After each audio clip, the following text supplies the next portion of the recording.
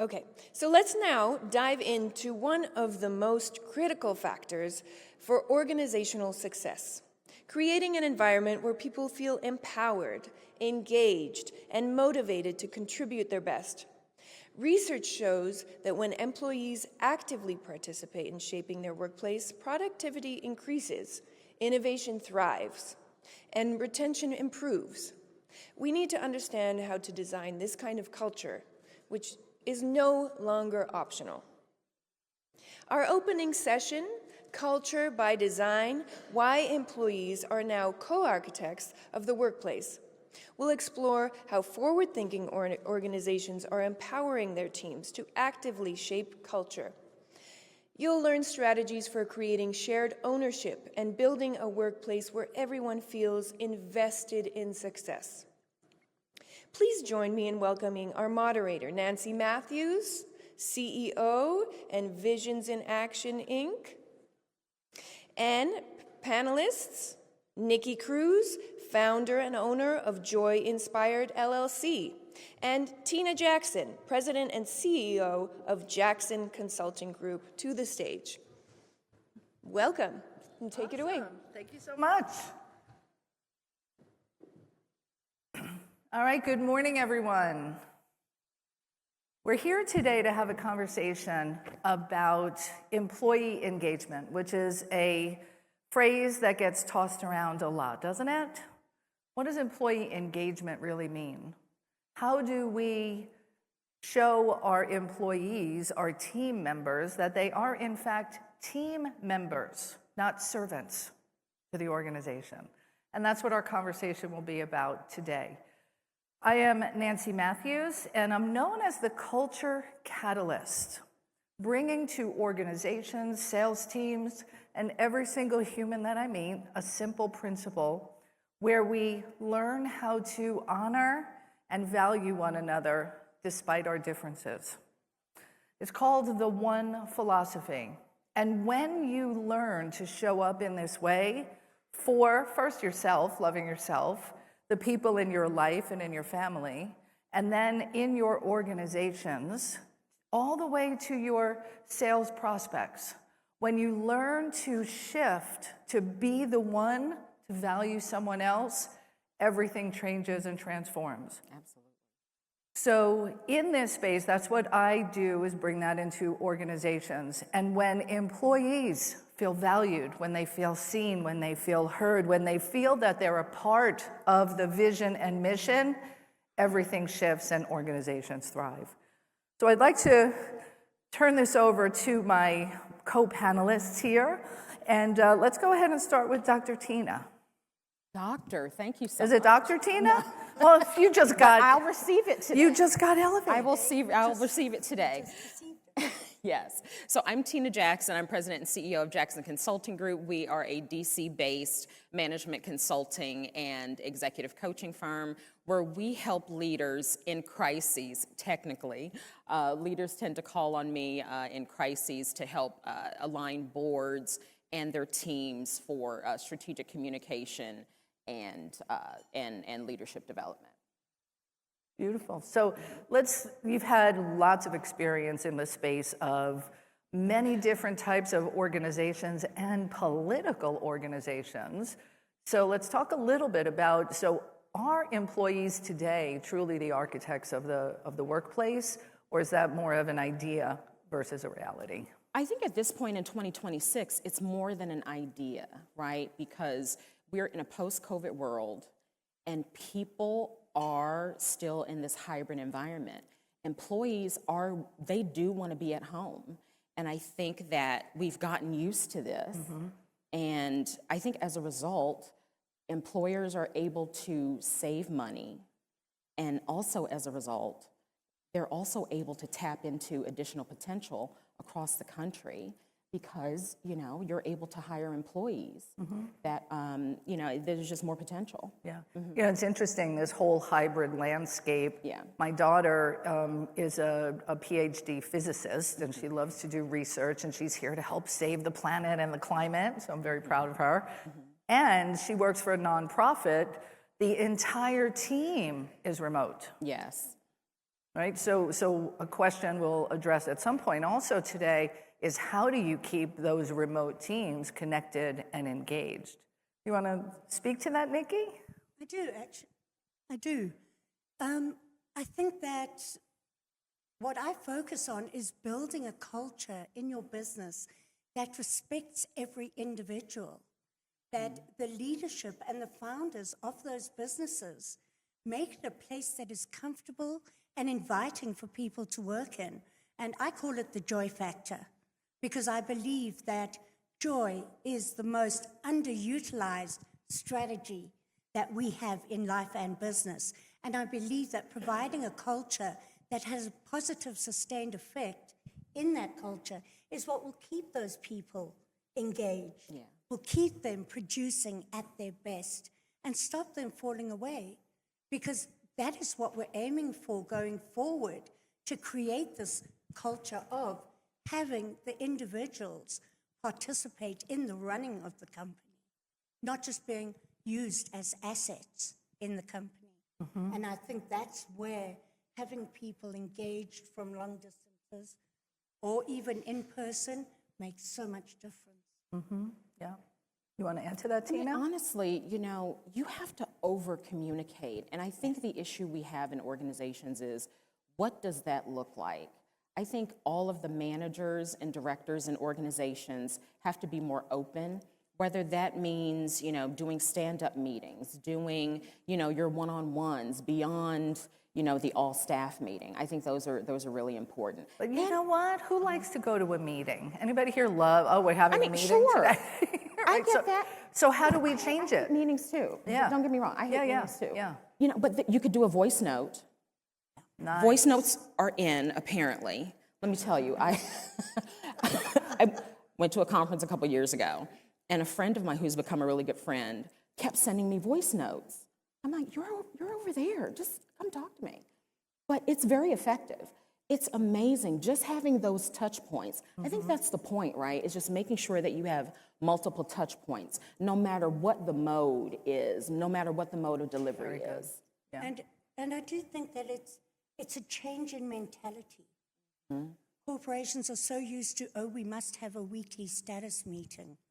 So why draw everyone into a status meeting for half an hour, for 45 minutes, when you can communicate exactly the same information effectively, more time efficiently elsewhere, and leave people more comfortable? And I think that takes away from the drag of the company you're in. But we have to listen to what people want. Do they want the status meeting, or are they more comfortable with the voice note? And I think that's where the communication is so important, from leadership to listen and to hear and evaluate and be honest about what they're hearing and why it will and won't work. This is That's good. true. And so various modes of communication set up in your organization. So do voice notes, memos, and then also have combined meetings. And here's something I'd love us to dive into deeper. And you can bring those team members, you can bring your staff into a meeting, but how do you know if they're telling you what's really happening? How do we create an environment where an employee feels safe to speak their truth? Because sometimes we leaders need to hear it, but we may not always be open to it. So for example, in my company, my employees, I'm the head honcho, what I say goes, right? So, and sometimes my ego gets in the way. Anybody have an ego that shows up occasionally? It shows up, yeah.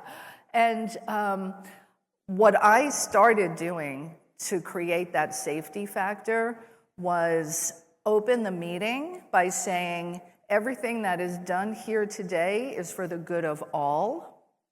And whatever you contribute, we know is coming from not wanting to out anybody or hurt anybody, but how can we all help the mission and vision grow? It's not always easy to create a space like this. And I think that it's important that people know that it's not going to put them at risk. What they say is heard as a clear, honest communication, and it's safe for them to express, and also that there is a response to it. When we open up space for people to speak and give no response to it, it degrades the trust in our culture. It degrades the feeling that what I say matters and that I have a space to speak at all, because we don't have to just say you're safe. We have to live it out. We have to do it in the way we act out our leadership. Yeah, beautiful. Yeah, I'm so glad you said that. Like leaders, we really have to gut check ourselves. I'm so glad you mentioned ego, because it just happens when you have a business and you're running it. Absolutely, we're running these businesses, right? And it's hard for employees to feel safe to tell the boss when something is wrong. They don't want to bother us. They don't want to burden us with this information. In order for people to feel safe, we have to make them feel safe. Okay, how do we do that? We have to be open and honest with ourselves, that we have to make people feel that there's not going to be a consequence to giving us the information that we need to be more effective, no matter how difficult it's going to be for us to receive the information. And that's hard. That's a serious gut check. Because, I mean, someone that mentioned this yesterday on a panel. Yes, it's very important to surround yourself with the right people. Surround yourself with the people that will tell you the truth. But when you get that truth, you have to make sure that you keep your word and that there's not going to be a consequence to them sharing that information with you. So what can we do to be a better leader and be a better listener to receive that input? Like how do we shift ourselves? I think it's important to not overthink leadership. This is relational. We have friends, we have family. It's the same way we build relationships with, anyone we want to get to know. I just met you guys. And I feel like we're most likely going to keep in touch beyond this panel, beyond what we did yesterday, right? It's no different. It really is no different. It's making the connection. It's actually caring about people. And I think another part from a more business perspective is for the leaders to look at it and say, what is the long-term effect of how I respond to this? Because if you continue to build that trust at the cost of your ego with your employees, you are building sustainability, you are building resilience for your business. Whereas if you let your ego stand in the way, if you break that trust, that culture is taking away from every single employee, which takes away from your business resilience. So from a business perspective, you look at the benefits as opposed to what it's costing you in terms of shaping and pivoting. And if you look at what people are suggesting, if they're working for you, if they're working with you, then pivoting in a direction that better serves them, serves you better. So that's an important one. And personally, as you say, look at communication, look at relations. So, Tinna, you've worked with lots of different organizations. Can you share an example of where communication or leader team, and you don't have to say names, protect all of that, where there was an imbalance or a misalignment? Because as we're sharing today and talking in theory, there are real problems happening within organizations. So, our desire is to give you some good clues to make those shifts. So can you share a story about this? I mean, I think in any organization, there's a common thread of miscommunication because there's a misalignment of ego. I don't know if you're familiar with transactional analysis. And anyone here familiar with transactional analysis? Yes, that's amazing. So Dr. Eric Byrne wrote a book many, many years ago called Games People Play on transactional analysis. It's the analysis of the 3 ego states we all possess, from parent, adult, and child. And we don't realize this, but a lot of times when we are throwing temper tantrums and we're not getting what we want, we are in the ego state of a child. And if we are managing organizations and talking to employees and giving direction in that ego state, what do we expect the response to be? We should be operating in an adult ego state and bringing people up to our level, to this adult ego state level, in order to get the results that we need and to get the results that they need as well. And that's a lot of the misalignment, honestly. Very good. And the image that's conjured up is, the boss throwing a tantrum and throwing everything, screaming and yelling. That's the child. Yes. That's acting out. Yes. Yeah. Now, on the flip side of that, on the parent side, there are two. There's the nurturing parent, the one that gives you a hug when things are not going well, right? Mm-hmm. And then it's the critical parent, the one that's pointing the finger. You should have done this. Very critical. You should have done that. Why did you send this email? Why didn't you check with me? Why? Instead of giving constructive criticism and feedback. Right? What does that do to an employee? So it's a perfect example, right? An employee has a responsibility and a task they're meant to be doing, and they don't. How do we respond in that moment? Right, exactly. And I think that one of the things, and of course being all about the joy, we have to look at the emotional state of those employees if they haven't responded to doing a task. Instead of yelling and screaming or being the controlling parent, we get to be the adults and look at it with a different perspective and look at how we can serve that employee in helping them to get that job done. Excellent. And that may seem from a leader's point of view, well, I don't have time and effort, these people should know how to do their jobs. But are we going to invest in their ability to work in the team or not? Because that affects the longevity of their employee, of that team, and of our business. So you've got to get back to looking at the emotion of it, finding out why, where you can serve them, or if they're in fact suited to be doing that particular Because they task. may not be, Yeah, on the flip side of that too, our emotional intelligence has to be up to snuff. Yes. Because if we don't have our own self-awareness, it's over. Yeah. If we don't have that, then we need to hire someone, a number two, that has that skill set that can help manage the organization, manage the day-to-day, and manage up to us so that we can get it right. Fantastic. Powerful tip. And as we're talking about tuning in to what's going on in the employee and caring and checking in, energetically and emotionally what's happening in their lives, the principles, so the one philosophy, and I would imagine everybody who's watching out there and everybody in this room, as I shared about treating each and every person you meet as the one, you're nodding your head and you're like, yeah, I try to do that. But this employee, you know what they did? They show up late every single day, blah, blah, blah. I can't treat them like the one. I've got to treat them like a misbehaving child, right? Or my ex-husband or this and that, all the people that I'd like to treat them as the one, but you don't know them. I think as leaders, as humans, we need to have a way to look beyond that to see the best in everyone. Yeah. And to support this, I created 6 principles to live the one philosophy. And we've been talking about them without the labels that I give them. And I'll just do them real quick. So the first one is to talk less and listen more. Like really listen. Let people know I'm hearing you. I'm present with you, being fully present, which is great to do with our team members and our employees. The second is to hold and hone your vision. So as leaders, we must let our team know what the vision is. Where is this train going? Yeah. And how does your role serve the vision? Like when we can get buy-in from our employees and our team members and where we're going together, it becomes a joint effort, not, again, this servant aspect.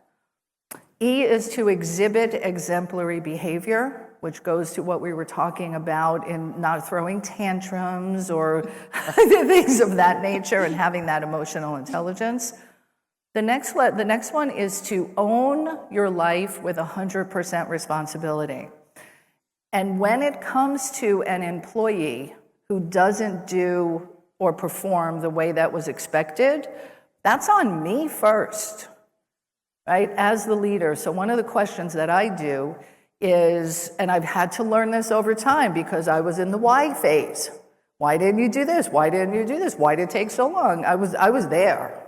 And as I've grown and matured as a leader, I've learned to say, all right, so how could I have communicated better what the job task was, what the deadline was? Like, it's got to come back to me asking those questions. And if you've got a great relationship with the employee, they'll say, you know what, Nancy, you told me exactly what I needed to hear. This happened. I'm sorry I let you down. Let's create a new agreement. You want to add to that? Yeah, this is an interesting one. You know, I think when we're dealing with employees, the most important piece of this, beyond emotional intelligence, is making sure that as a leader, with self-awareness, that we are emotionally regulated. The reason I say this is because, you know, as a leader, we have a lot going on. We need to make sure that when we're making decisions, when we're having conversations with employees, that we are emotionally regulated, that we are not, we're not emoting too much and putting our emotions on the employees. Easier said than done, I Yeah, suspect. I know. It's tough. It's tough. Yes, It's really tough. But I think that goes back to communication and open, honest communication, and not saying, okay, I'm going to treat you this way. These are the strategies I've put in place, and not actually follow through on them. Yeah. Comes back to that safety we were talking about earlier. Yeah. That when we do overreact, and we're all human, I don't know about you guys, but I am. Most you know, of the time. Yeah, we do overreact, and for an employee to come and say, that's not quite what I expected, so that you have a mutual understanding, and that isn't the culture I want to be in. And you can choose to either say, then this isn't the right culture for you, or shift your culture.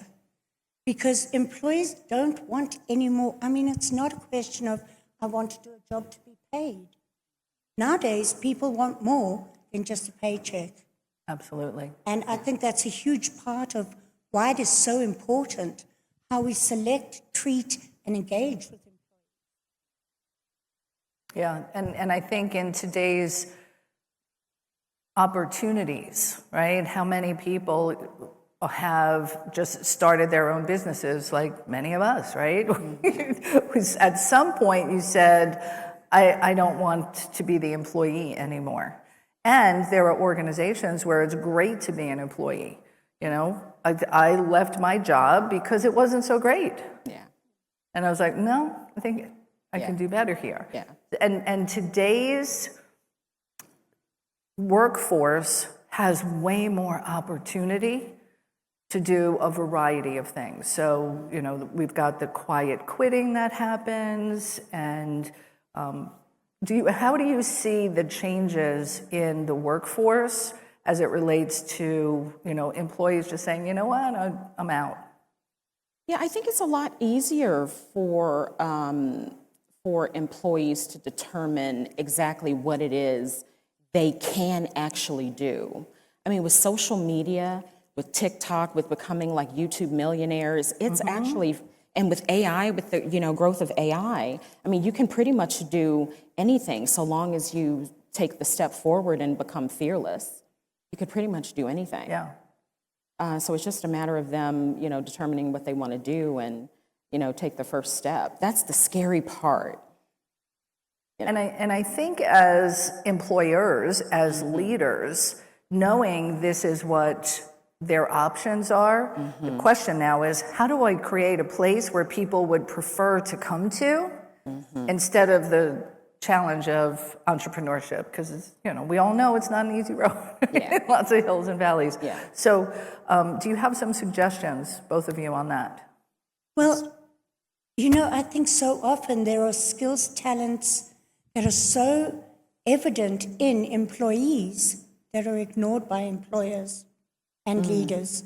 And those could form a significant part of their job in the workplace if we make room for it. so that they could grow in those skills and talents within the corporation or the job they're in, and serve other members of that staff group. But we just don't look at it because we're so stuck on, this is what I'm doing, this is where I'm going, and we don't see how that can feed into it.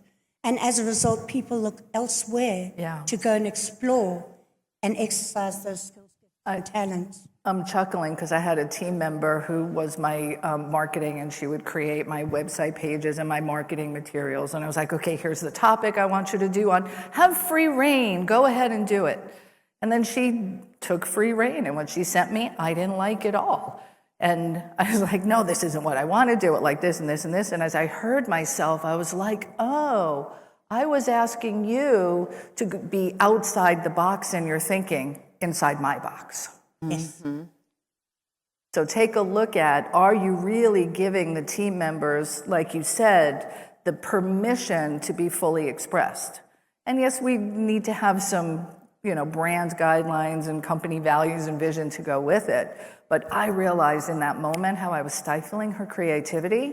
And once I let go of that, she also helped me connect with a new audience that saw things different visually in the marketing, because there was a 20-year difference between us. So it was great to have that fresh perspective. Yeah, I think that, I'm glad you mentioned that because I just saw an article this morning about reverse mentoring and how a lot of organizations are starting to have the younger employees mentor the older employees to bring them up to speed on AI and a lot of the newer tools. But I think on the front end, we have to make better hiring decisions and make sure we're hiring to people's strengths based on what we really need, as opposed to hiring people because we just need to fill positions, because we're tired or because we're short-staffed. We In have a to make crunch mode. Yes, Yeah. we have to make better hiring decisions.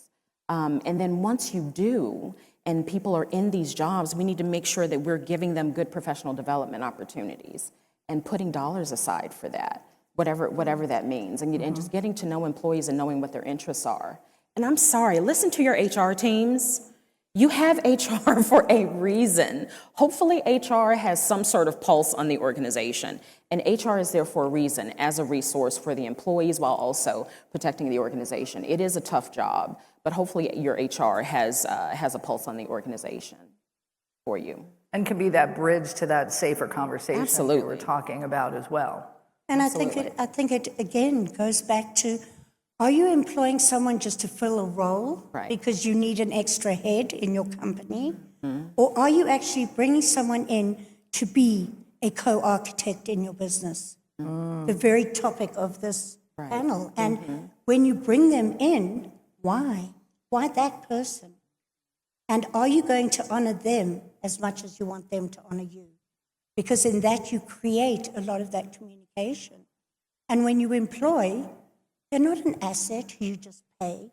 They then become a partnership member of your team. They may not be your business partner, but they're a team member. Absolutely. And in that way, they are a partner.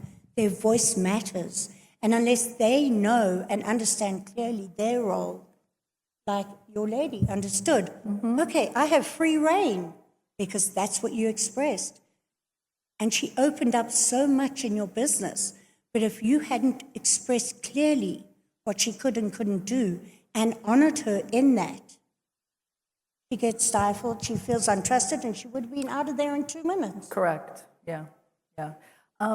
As we're talking about the importance of hiring, can you share some suggestions, techniques, Myers-Briggs, DISC, Colby?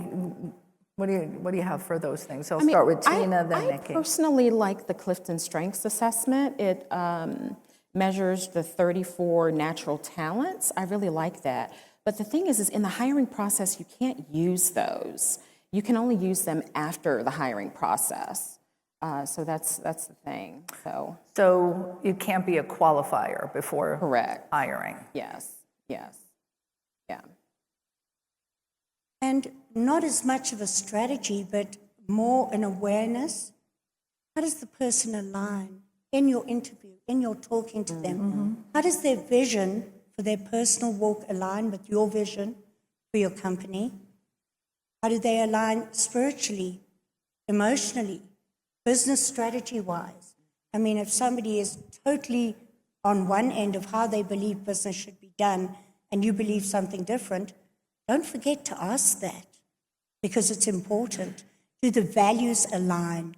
To me, alignment is one of the key factors that gets missed. Agreed. And, I'm sitting here thinking, interviewing for a job is a lot like dating. Is it the real person, that first interview? I was just going to say that. Hiring is 50-50. People give you their best selves. Some people are good salespeople, and they present their best selves to you in the interview process. And sometimes within the first 90 days, that's the real test, is whether or not they can live up to all the expectations that you've set forth, and whether or not they can perform at the level that they said they could. I think you brought something big up there. I think we need to know the people we're hiring, what are their expectations of us? Oh, yeah. Great. We forget to ask that. Yeah. Because that's where you find misalignment often. Yeah. People want flexibility in their jobs. They want to be seen, heard, understood. And if we don't have capacity for that, they're not a good fit. That fitting is so important, because you're not putting a person in there. You want them to perform at their best. So are you catering for them to perform at their best for you and for them? Yeah, work-life balance is now a requirement. I'm not sure how employers feel about that. I've heard some people say that's a personal problem, but that's a thing now. Yeah, it depends on the organization. Well, for me, that's a huge one, because if it's all about joy, if it's all about that emotional sustainability, it's important, so important, that your employees are balanced, because they cannot produce their best in their job if they don't have balance at home. And depending on your organization, you may provide some sort of room for them to express, get support if there isn't. But are you demanding 24 hours a day work and expecting them to come to work happy and smiling and, oh yes, I love my job? Yeah, and it's a delicate balance Yes. between leaving your problems at home and coming to work. But if somebody's having a parent they're taking care of, or their children aren't doing well, we are impacted by what's happening in our homes. And there are a couple of government programs and tax incentives that employers can get by providing benefits for health and well-being. So there is a tax incentive, I don't know if you're familiar with this also, where they partner with various service and insurance companies, and the employer will get a discount on the FICA taxes that need to be paid, and the employee gets a reduction in the FICA taxes if a health and wellness program is provided. This health and wellness program is about fitness, mental well-being. They can get therapy sessions online. There's meditation apps. So there's a way for employers to provide this at no cost to the employer, and as actually a benefit because of the tax incentive you get. Yeah. And I think when we're talking about this work-life balance, how can we bring balance into the work environment? Not just about keeping them separate, right, and having those scales. But how can we bring that into the work environment so that while I'm sitting there, I feel better? Yes. And I think that you, as an employee, cannot balance, as an employer, cannot balance for an employee. But you can provide facilities like that for them. You can make space for them in the workspace. And part of that work-life balance is them being recognized for their strengths. Because if they enjoy their work, if they enjoy their job and feel recognized, they immediately are spiritually, emotionally uplifted. And that impacts work more than we recognize, and impacts their home more than we recognize. Yeah, one of the things I see across the board in many organizations is the imbalance comes from the imbalance in workload. because the managers or directors are delegating in a way that creates the imbalance. Either they're giving work to specific individuals all the time because this group of people delivers better They can count than on. another. Right. Which is great in some ways because they're good performers or high performers. But what about this group of people that some of the balance should be going in this direction, right? And so obviously the way to fix that is to create the balance, to make sure that the work is evenly distributed. But again, that goes to whether or not you're recognizing people's strengths.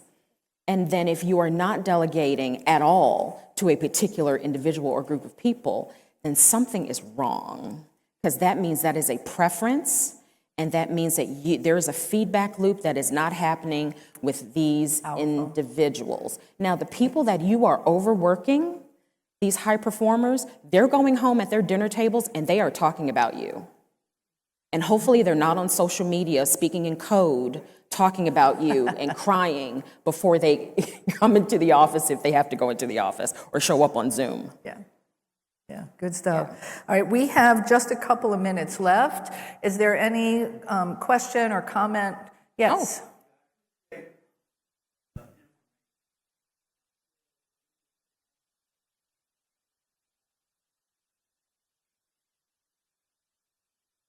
So, Absolutely. did everybody hear that? Yeah, come up to the mic.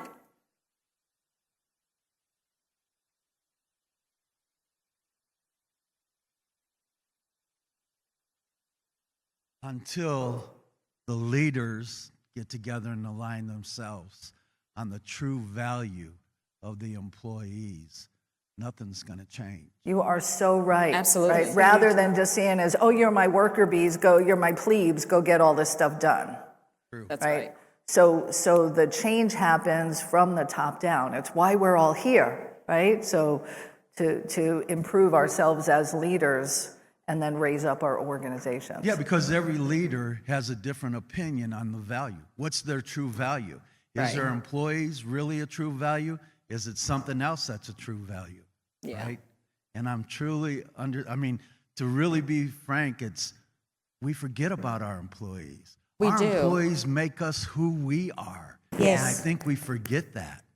You know, the other thing too is, I think as leaders, we tend to forget, or we just don't know what it takes to actually get certain things done. Yes. There are 20 tentacles attached to one thing we might ask an employee to do. One project might have 5 different prongs attached to it. And then I'm like, why did it take you so long? Exactly. And I so appreciate that about the alignment, because the true value of our employees is underestimated by us and often by them as a result. When we begin to celebrate and recognize them and their value, things will shift hugely. Yep. Yes. Hi. Oh, great. This is so loud. I work with organizations to get the most out of their Gen Z employees, and I usually tell parents I keep them off of your couch and out of your house and gainfully employed. I would like to know all 3 of your opinion about some of these organizations that are bending over backwards to accommodate some of the demands or expectations of Gen Z versus running a company and trying to stay in business, and the conflict around that. How do you negotiate My comment on that is those employers are operating from fear rather than the vision and creating that alignment because they're desperate. I need somebody to work. Who's going to work here? And they've had people that have quit on them. So I think they need to take a look inside, realign with their vision, and come from a different space. And I would like to add, anyone bending over backwards is giving up on their vision. They're pivoting from what they actually want. And as a result, are offering jobs to create jobs that don't matter really to them because they don't fall in alignment with their vision. Sorry. For me, in the DC landscape, that doesn't fly. It just doesn't fly because there's so many opportunities. I think, If an organization is doing that, hopefully they're being more thoughtful. A lot of this goes beyond, a pizza party. It goes beyond having snacks in the cupboard. But in DC, that just does not fly. Awesome. Thank you. And thank you Thank for you. the work you do. Yes. Let's come over here. And I know we got last question. I thought that was coming. Yeah. Yes. Thank you for what you shared. I appreciate it. I'm curious if you could speak a little bit more to the dynamic of asking why. So it's especially as relates to the previous question, the idea of having Gen Z employees, which I have, for example, right? The idea of bending over, creating a culture, a workplace that people can have the balance that they need. On the flip side, you have standards, you have a vision, you have a mission, you have things that you have to get done. And you can ask, I find, what could I have done more? What could I have done more? But there does come a point where this individual needs to shift how they are working in order to fit the culture that is necessary to accomplish the goal. So I'm just curious, how do you get to that point? Because I don't know that always not asking why works in my case. I think the tough thing is whether or not people are being truthful on the front end. Like, what do you want? And like, why do you want to work here? Why do you want to work with me? Why do you want to work for this mission? And I remember you from yesterday, you have a great mission. Why wouldn't anyone want to work with you or work for you or work alongside you? Like, they're crazy. And honestly, if they're dead weight, your CEO, you got to let them go. Sorry, I know this is being telecast right now, but all right. leaders, So we have to let people go if they're dead weight. And I'll wrap up with this because I know she's waiting in the wings. Henry Kissinger, as the Secretary of State, he said anytime somebody brought him a project and was about to lay down on his desk, he asked this question: is that the very best that you can do? Yes. Set the expectation. I expect the best from you. And half the time, you know what, sir? I'm going to go back and give this another pass. What I'm hearing is it's less about asking why over and over. It's more about creating self-motivation around this. Exactly. Absolutely. Yeah. Thank you all. That was great. Thank you so much. Thank you.